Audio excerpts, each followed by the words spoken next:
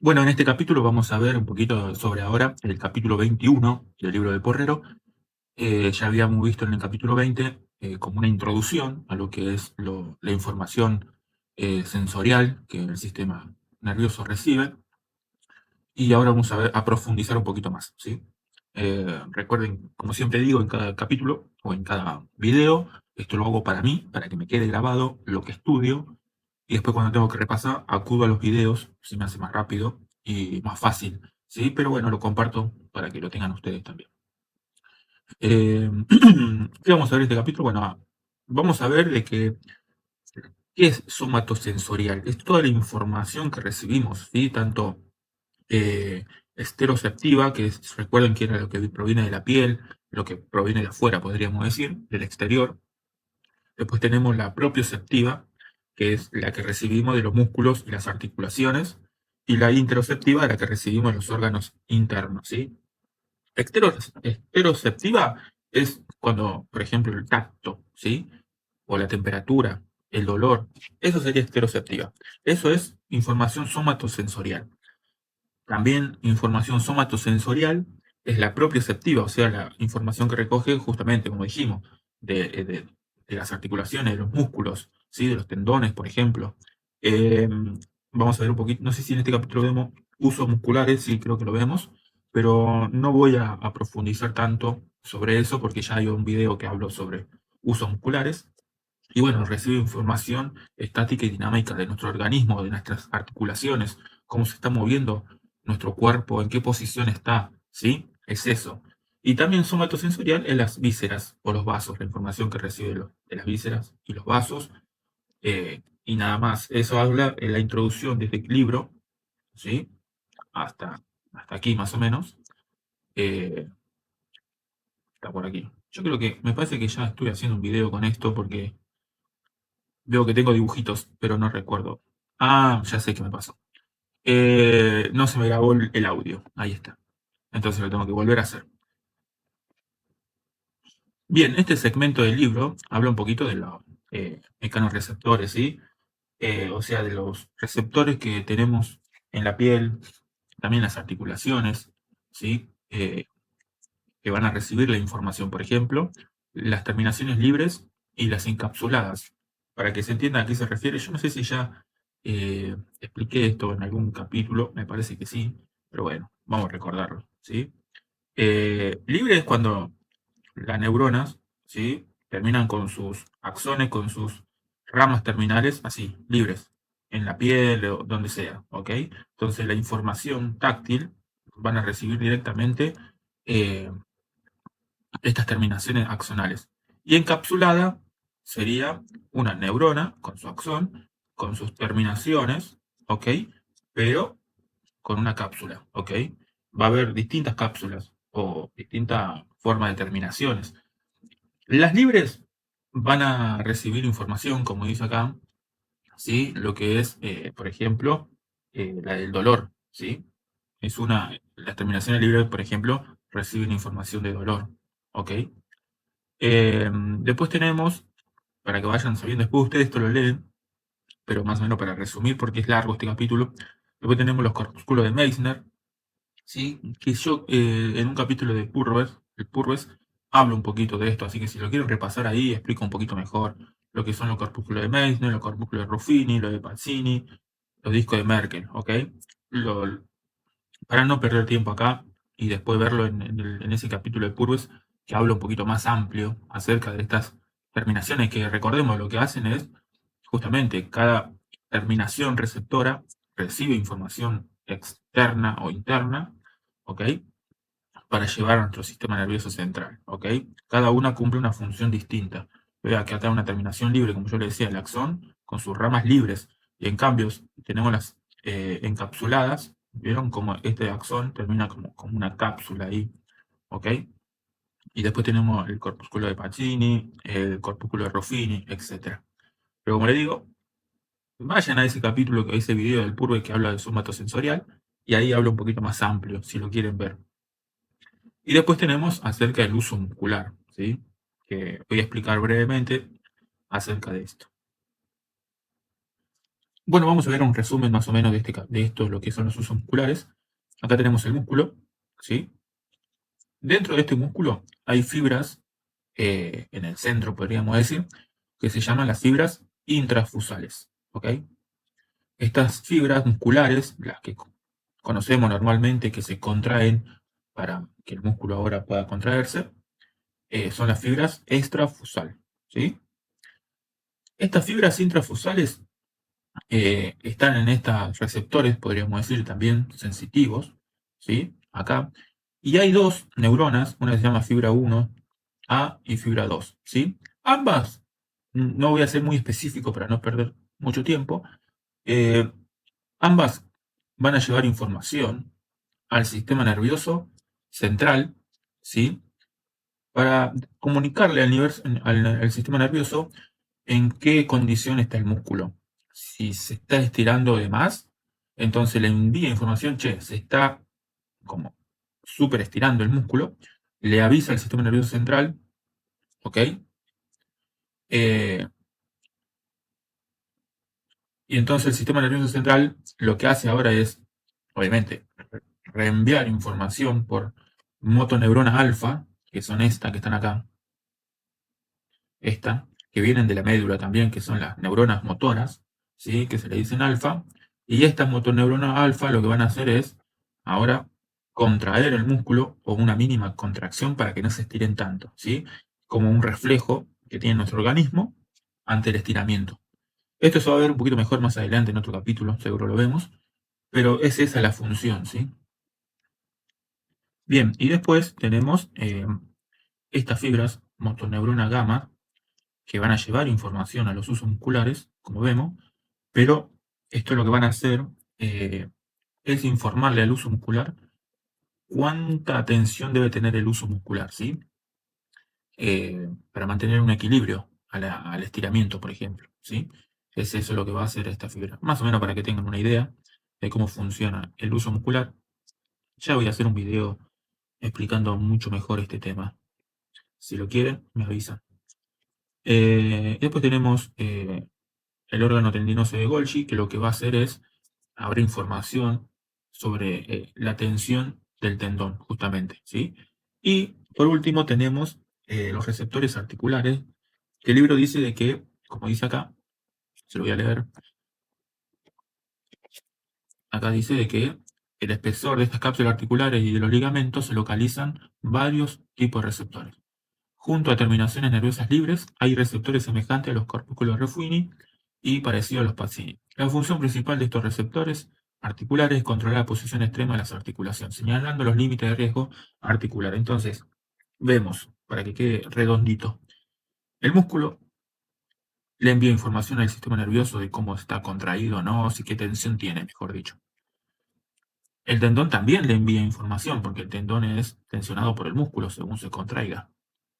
Y también los ligamentos, ¿sí? Envían información, todo lo que es el ligamento, todo lo que es la articulación, la cápsula, envían información. O sea, como vemos, es todo un combo, podríamos decir, de información que recibe nuestro sistema nervioso central de las articulaciones y del aparato locomotor, podríamos poner. Bien, espero que con esto baste para continuar el libro. Bien, ¿qué es lo que vamos a ver en este libro, en este capítulo, mejor dicho? Bueno, vamos a ver eh, la información sensorial mediante las vías, que son subsistemas, como dice acá, ¿sí? Vamos a ver las que reciben, o sea, cómo nuestro sistema nervioso recibe información de sensibilidad somatoestética general, que es la esteroceptiva y la propioceptiva, ¿sí? Por ejemplo, el tacto, ¿por qué vía va? O sea, cómo es que llega a nuestro sistema nervioso central. O cómo la información de la tensión muscular llega también, por dónde va, por dónde viaja esta información. Y es bueno saberlo para poder comprender algunas patologías cuando hay una lesión medular, por ejemplo. Después se va a ver también cómo la información visceral e interoceptiva llega a nuestro sistema nervioso central. Vamos a ver un poquito de áreas corticales somatosensoriales, pero muy resumido porque creo que ya lo hablé en otro capítulo. Y el libro también termina con lo que es la sensibilidad dolorosa, pero esto lo voy a dejar para otro video porque es como un poquito más largo. Voy a hacer hasta capaz, este capítulo lo voy a hacer hasta las áreas corticales somatosensoriales. Bien, vamos a empezar con las vías, ¿ok? Vamos a empezar con dos vías importantes sensitivas, que una es una de las más importantes, podríamos decir, que la debemos aprender y debemos saber bien su recorrido, porque nos va a ayudar en un futuro a poder saber o diagnosticar, o mejor dicho, hacer un buen tratamiento, ¿sí? Es el cordón posterior lémnico-medial. Vamos a ver por qué se le dice a esta vía cordón posterior lémnico-medial. Y después tenemos otra vía que es el sistema anterolateral espinotalámico. El cordón posterior lémnico-medial va a llevar información táctil fina, ¿sí? La precisa, información precisa que recibe nuestro sistema nervioso. Por esa vía va a viajar esta información, ¿sí? Y también va a llevar la de textura, por ejemplo. Pero aún más importante, la sensibilidad propioceptiva, ¿sí? Y la vibratoria. Propioceptiva, acuérdense que es la de que recibe información de cómo están nuestros músculos, nuestros tendones, si nuestra articulación se está moviendo o no, en qué posición estamos, etcétera, ¿sí? Es muy importante esta vía, que si la perdemos, perdemos mucha funcionalidad, ¿sí? Perdemos coordinación, por ejemplo. Y después tenemos la anterolateral espinotalámico, que va a llevar información distinta, va a llevar la térmica, la dolorosa, la del tracto y presión, la de tacto, perdón, y presión más burda, no fina, sino más burda, que no discrimina el tacto, ¿sí? eh, la sensación de picor y la sensibilidad sexual. También el libro dice de que por esta vía van a ir también la sensibilidad interoceptiva, ¿sí? Que eran la de los vasos sanguíneos, de nuestros órganos. Pero bueno, vamos a verlo más adelante. Ahora vamos a ver primero estas informaciones, ¿sí? Que llevan a nuestro sistema nervioso central. Bien, bien, vayamos directamente al dibujo. Yo lo voy a explicar desde acá. No voy a explicar desde la lectura, ¿sí? Para que se haga más fácil. Después ustedes cuando lo lean, tal vez se les haga más fácil entender, ¿ok?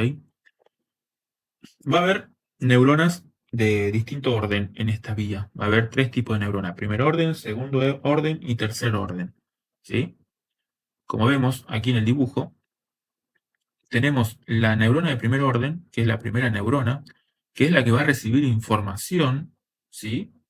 Propioceptiva o esteroceptiva, ambas, que es una neurona, ¿se acuerdan? Monopolar o pseudo, no me acuerdo cómo se le dice, sí, monopolar. Porque acá está el ganglio, ¿sí? Es una neurona que va a llevar información al asta posterior de la médula. Por eso, como dijimos, se le dice cordón posterior. ¿Por qué? Porque fíjense por dónde viaja esta neurona, todo por el cordón posterior, ¿ok? Recuerden que la médula es larga, acá lo hace más breve. Entonces, ya ahí tenemos el por qué se le dice cordón posterior, ¿ok? Esta neurona de primer orden, como ustedes ven, va a entrar por el cordón posterior de la médula, ¿sí? Fíjense que no toca la sustancia gris, recuerden la diferencia entre sustancia gris y sustancia blanca, y viaja por atrás por los fascículos que se llaman fascículo gracil y cuneiforme, ¿ok? Toda la información que va desde de los miembros inferiores, va a empezar por el medio, o sea, más medial, van a entrar por el fascículo gracil, ¿ok? O sea, va a ir empezando de acá, ¿ok? El fascículo gracil va a empezar de más abajo, obviamente. Pero lo que es miembros superiores, extremidades, por ejemplo, y del tronco, va a ir por el cuneiforme, ¿ok? Por este fascículo. Ve acá, miren, cómo entró una neurona superior, va a ir viajando por el cordón cuneiforme. Estos forman el cordón posterior, ¿ok? Acá. Pero recuerden que lo que entra de la parte más inferior de nuestro cuerpo va a ir más medial, y lo que es la parte más superior, más lateral, podríamos decir. Algo que no les dije, que si bien viaja por sustancia blanca, estas neuronas van a hacer sinapsis con algunas interneuronas de la sustancia gris. ¿Por qué? Porque acuérdense, por ejemplo, el reflejo miotático, que no sé si lo vimos, va a enviar información de nuevo rápido, o sea, es una información entre médula nada más. Entra la información, va a sustancia gris y de sustancia gris va a la motoneurona y ahí va el músculo. Ese es el reflejo. Pero ahora estamos viendo vías, ¿ok? Pero para que lo sepan, nada más. Entonces, dijimos, voy a borrar un poquito para que no se haga lío. Bien, como vimos, entonces viajan por el cordón posterior hasta el bulbo raquídeo, ¿sí? Que está en el tronco del encéfalo, hasta aquí. Ahí van a hacer sinapsis con la segunda neurona, ¿sí? Esta era la primera neurona, primer orden, ¿sí? Hacen sinapsis y ahí se forman los núcleos. Ya no son fascículos, sino que son núcleos. El núcleo cuneiforme, el núcleo gracil, ¿sí? Los que venían por el cordón gracil, podríamos decir, o el fascículo gracil, van a hacer sinapsis con la otra neurona en el núcleo gracil y la otra en el núcleo cuneiforme. ¿Qué pasa en ese lugar, en el bulbo? Van a cruzarse, ¿sí? Si venían, supongamos que esta es la médula, la partimos del medio. Venían esta información que venía por acá, tanto de grácil cuneiforme, en el núcleo, en el bulbo, perdón, vienen y cambian de carril, podríamos decir, ¿sí? Y esta es la mitad, cambian de carril, ¿sí? En el tronco, en el bulbo, ¿sí? Y ahí es donde viajan por el lémnico, que es algo de, ¿recuerdan de lo que era el tronco del encéfalo? Habíamos visto núcleos, etcétera. Y bueno, teníamos lémnico, y son los lémnicos medial. Por eso esta vía se llama cordón posterior lémnico medial, ¿sí? Porque por ahí viajan estas neuronas, simplemente es eso. Como ustedes ven, algún dato importante, que las que decusan son más o menos el 90%, ¿sí? El otro 10% sigue derecho, por el mismo lugar, ¿ok? Entonces el 90% decusa y el otro 90, 95, más o menos, dice el libro, y el otro sigue derecho, ¿sí? ¿Hasta dónde siguen? Bueno, siguen hasta acá. ¿Qué es esto? El tálamo, ¿sí? Es como una terminal de información, ¿ok? Ahí en el tálamo van a hacer sinapsis según en qué parte del tálamo, porque se recuerdan que el tálamo tenía varias partes, varias estructuras, que no vamos a hablar ahora del caso, pero van a hacer sinapsis ahí con la neurona de tercer orden, como dice acá, tercera neurona, ¿sí? ¿Vieron? Miren, acá dice el lémnico medial, porque viajan por el lémnico medial, miren. Creo que hay un dibujo, que yo ahora se lo voy a mostrar, que está más acá. Bueno, pero antes de pasar, le quería mostrar esto para que ya terminemos, esta vía. Hacen sinapsis en el tálamo y la tercera neurona va a ir hacia la corteza, ¿sí? Somatoestética primaria, eh, para ahora nuestro sistema nervioso sepa sobre toda esta información. ¿Ok? Es más amplio esto, es más complejo, pero eso es lo que más se tiene que saber. ¿Por dónde viajan estas neuronas? ¿Ok? Miren, aquí tenemos un corte transversal, ¿sí? Del bulbo raquídeo. ¿Ok? Si ustedes ven esto que están con puntitos, es parte del fascículo que viene desde abajo, ¿sí? De los miembros inferiores. Y esto es lo que están con puntitos, el fascículo cuneiforme de los miembros superiores, miembros inferiores. ¿Qué van a hacer? Miren cómo viene esta neurona y hacen sinapsis en el núcleo, ¿sí? Cuneiforme, y esta hace sinapsis en el núcleo gracil que estaban en el bulbo. Y recuerden qué hacían, se cruzaban de camino, ¿ok? Miren cómo se cruzan de camino. Y estas, las que venían de este lado, se cruzan para este lado, ¿sí? Para formar un tracto nuevo, que es el tracto bulbo-talámico. O sea, es la misma vía, no se confundan con estos nombres. Es la misma vía, el cordón posterior, el lémnico medial. Pero ¿por qué se le dice bulbo talámico? Y porque estas neuronas van del bulbo hasta el tálamo. Simplemente es eso, ¿sí? Y acá tenemos otra vía, que es el tracto córtico espinal, que lo vamos a ver más adelante, en lo que es motor, ¿sí? Pero es eso lo más importante. Usted tiene que saber que eh, toda la información que recibimos, podríamos decir la mayoría de información de la parte derecha, va a llegar a qué lado del cerebro? Izquierdo. Y toda la información, en su mayoría, que recibimos de la parte izquierda, va a llegar al hemisferio derecho. ¿Sí? Y recuerden que esto sucede recién en el bulbo. Otra cosa importante es que la neurona del primer orden viaja hasta el bulbo, no viaja solamente hasta segmentaria, no, o sea, no es que entra y ahí ya cambia de dirección, como vamos a ver, que sí lo hace la otra vía, sino que viaja toda la médula hasta el bulbo. ¿Sí? O sea, es la misma neurona que recibe la información, va a llevar información hasta el bulbo. No hay otra neurona en el medio. Es la primera neurona motoneurona. Perdón, neurona sensitiva. ¿Sí? Es una sola neurona. No hay varias neuronas que llegan hasta el bulbo. No, es una sola. Recién en el bulbo va a hacer sinapsis con la segunda neurona que va a hacer cambio de camino. ¿Ok? Esto tiene que quedar bien claro. Bien, ahora pasemos al anterolateral espinotalámico. ¿Sí? Espinotalámico, obvio, lo dice, y anterolateral, la misma palabra lo dice, porque miren por dónde viaja esta vía. Por la parte anterior y lateral de la médula, ¿sí? Y espinotalámico porque va desde la médula hasta el tálamo, ¿sí? Eh, si bien después va a corteza, obvio. Pero a diferencia de la vía que vimos recién, acá también vamos a tener tres tipos de neuronas, ¿sí? Primer orden, segundo orden, tercer orden. Pero miren cuál es la diferencia. Ahora les voy a mostrar por qué los distintos colores. Esta es color negra, violeta y verde. No importa, ahora no se preocupen por los colores. Hagamos que es la misma vía, ¿sí? Son todas la misma vía. Van a entrar por asta posterior, ¿sí? Como la otra vía, pero la neurona de primer orden, fíjense lo que va a hacer. Va a hacer sinapsis en el mismo segmento, o tal vez un poquito arriba, un poquito abajo, pero hacen sinapsis en la misma médula. La primera neurona con la segunda neurona, que cuando vimos recién hacen sinapsis en el bulbo, ¿ok? ¿Y qué hacen directamente? Se cruzan de camino, miren cómo se cruzan de camino, hacia el asta, hasta el tracto, perdón, anterolateral, ¿sí? Hasta acá. Para que ustedes más o menos se den cuenta. Viajan hasta acá. La segunda neurona cruza de camino,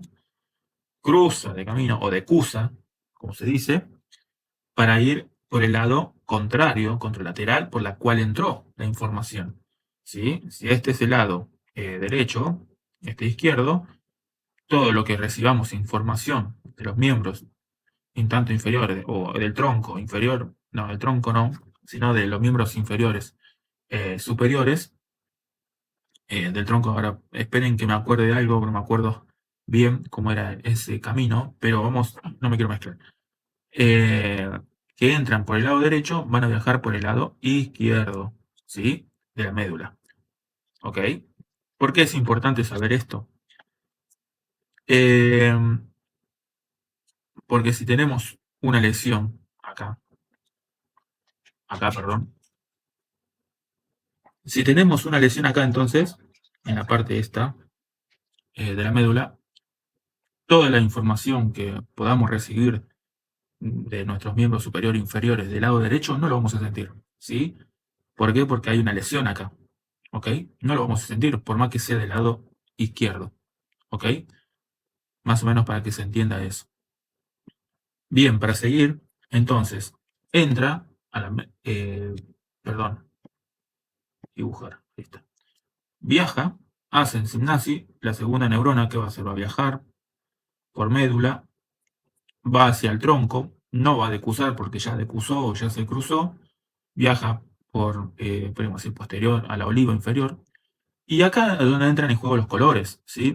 Porque esta vía va a ir haciendo colaterales con otros núcleos que están en el tronco, por ejemplo, con la formación reticular. ¿Vieron? El color negro es eso, que son fibras que hacen sinapsis con la formación reticular, que son núcleos que están en el tronco, y otras, las violetas, van a hacer sinapsis con perdón, con el mesencéfalo, ¿sí? Y en el mesencéfalo tenemos núcleos, por ejemplo, como el colículo superior, eh, y también, bueno, también tenemos formación reticular. ¿Por qué es importante esto? Porque toda la información, por ejemplo, del dolor, a veces uno siente tanto dolor que tal vez le pueden acelerar el corazón o se le baja la presión también a veces. Y esto tiene que ver con la respuesta refleja vegetativa, ¿sí? Con el ritmo cardíaco, la respiración, la presión arterial. Eh, También los reflejos visuales. Si nos duele algo, rápidamente miramos hacia ese lugar. ¿Qué más? Bueno, ese es más o menos, pero no quiero profundizar tanto porque es un lío esto.